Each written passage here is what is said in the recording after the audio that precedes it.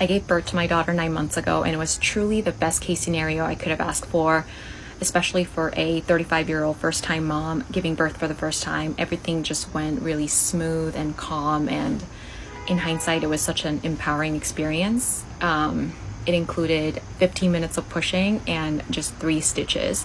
So I want to share my birth story because I think everyone, including a lot of my friends, could use more positive, uplifting birth stories. Just to preface this video, every birth is unique and we all have different medical histories, conditions, and our individual circumstances vary. So my advice is that you need to consult your doctor, do as much research as possible, and make the best decision for yourself that you feel most comfortable with. So my due date was originally October 26th, and I had an induction schedule for the 29th because my baby was measuring in the 92nd percentile by the 3rd trimester, and I really didn't want to deliver a 10-pound baby because it was going to be through vaginal delivery. But I actually ended up giving birth on Halloween. But the contractions actually started late in the evening of the 28th, so the day before the scheduled induction. And they were pronounced enough that I knew right away they weren't Braxton Hicks.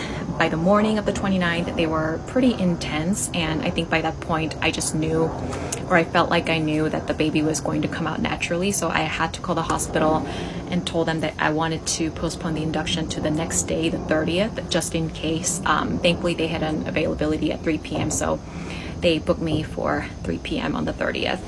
By the evening of the 29th, the contractions were bouncing between maybe 8 to 15 minutes apart, and by the morning of the 30th, at one point they were under 10 minutes consistently. And I called the hospital again and told them what was happening, and they told me that I could come into the hospital early and maybe wait there, but they couldn't guarantee a room at that point. It really depended on how close I was to being in active labor. Honestly, I wanted to labor as long as possible at home, but we also lived 30 minutes away from the hospital and we didn't want to take any chances. So at that point, we just grabbed our bags, I took a shower and headed to the hospital. When we got to the hospital, they got me into the L&D triage right away. They checked my cervix, checked the baby's heart rate, etc. I was 3 centimeters dilated at that point, but wasn't in active labor yet, so I was told to wait. And I really didn't want to wait at the hospital, so my husband and I, we decided to go for a stroll because it was also like such a perfect crisp fall day. Like I remember the blue sky, just like the chill in the air, holding my husband's hand, and like the conversation that we had. It was pretty magical because we were also trying to really treasure our very last moment being alone, just him and I, like without the baby. So yeah, around 2 p.m. we had to go back to the hospital because I was in so much pain at that point, and this time I was admitted to a room right away. By the way, my birth plan didn't include any oral or IV pain medications aside from epidural, so my plan was to just power through the contractions until they became excruciating and then ask for the epidural. A couple of hours later, maybe around 5 or 5:30 p.m., my contractions suddenly were all over the place. Like sometimes they were 2 to 3 minutes apart, and then they were 7 to maybe 9 minutes apart. I didn't really understand what was going on, but at that point I agreed to a Pitocin injection to help regulate the contractions. And right after the Pitocin, I asked for the epidural because I knew that things could escalate pretty quickly with the Pitocin. And this is just a personal quick tip about the epidural. It can actually take a while depending on the anesthesiologist availability, especially if you're not in a dire situation, even if you're in a lot of pain. If you are already in severe pain, it's actually more challenging for them to administer because you have to stay completely still until the needle goes into your back. So I personally ask earlier than later, and that's what I did. And thankfully that part went pretty smoothly.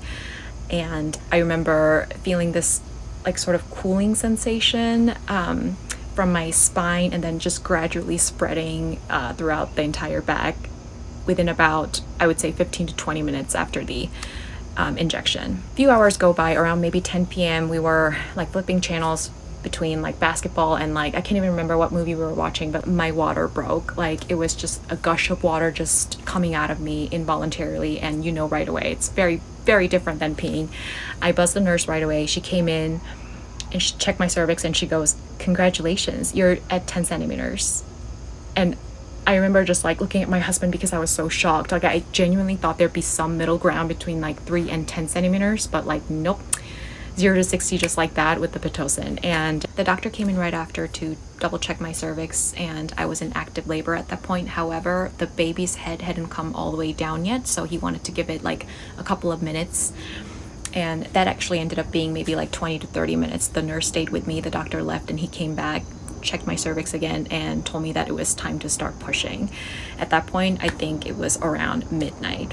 Now, he told me to push like I was passing a bowel movement, but I had read that different pushing techniques work for some women. So what I actually did was I actually focused on like sort of engaging my upper core muscles instead of like just bearing down with my entire stomach. And ladies, like that worked for me. I was able to push that baby out in 15 minutes. My doctor, by the way, he's in his 60s. He's been doing this for decades. He told me that was a record for a first-time mom. I also had 3 stitches, which is considered a second-degree tear. I mean, sure, no tear would have been amazing, but my baby was 8 pounds and 6 ounces.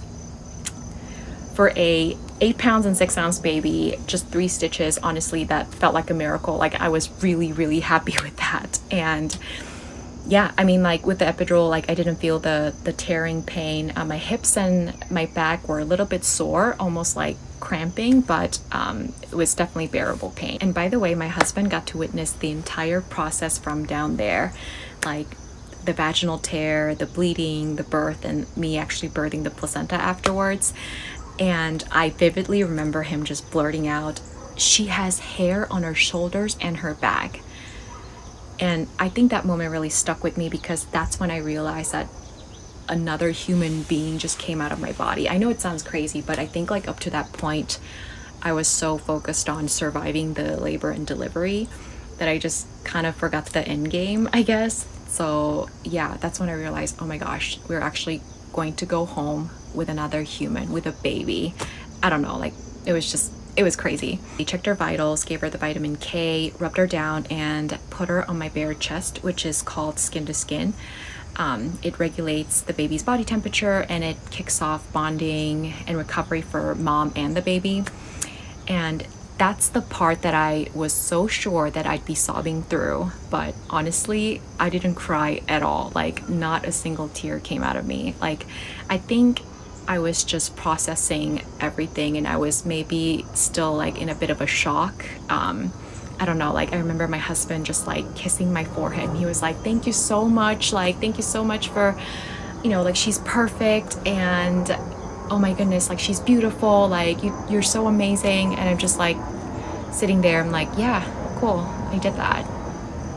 All in all, I think I'm so grateful that I got to have an amazing birth experience. Like I know a lot of women don't get to have that, so I'm very fortunate. I'm aware of that. And if I do decide to have a second child, I will do everything the same. The epidural, I will schedule an induction if needed, vaginal birth, everything. And I guess one thing I should add is that there's really no one size fits all approach to this. Like this is incredibly mentally and physically challenging experience, and just don't listen to others. Again, like talk to your doctor and do your research and make the best decision for yourself, not for your like family, your husband, your in-laws, just for yourself.